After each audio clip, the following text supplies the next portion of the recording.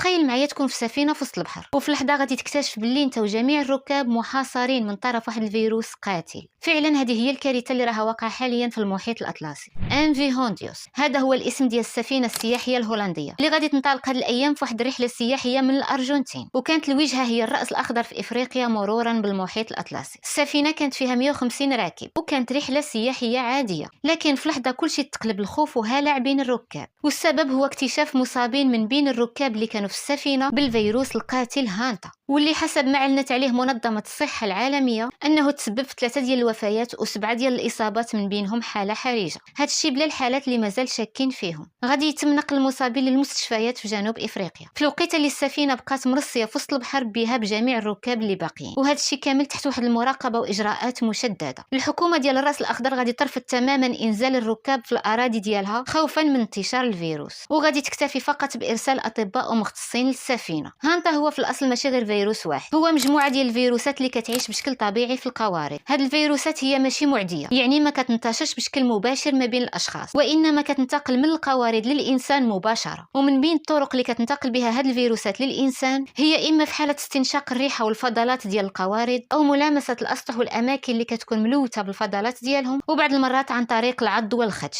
ومن بين الاعراض ديال هاد الفيروس السخانه، الحرق في الراس، الحرق في العضلات، السعال الحاد وضيق التنفس بسبب امتلاء الرئتين بالسوائل، وهذا الشيء كيؤدي لفشل تنفسي وكلوي طبعا الى ما اداش للوفاه. وللاسف نسبه معدل الوفيات بسبب هذا الفيروس هي 38%، ولحد الان مازال ما عنده حتى شي علاج او لقاح محدد. الحل الوحيد كيبقى هو الوقايه والنظافه بشكل كبير، وتجنب ملامسه القوارض والاماكن اللي كتكون فيها.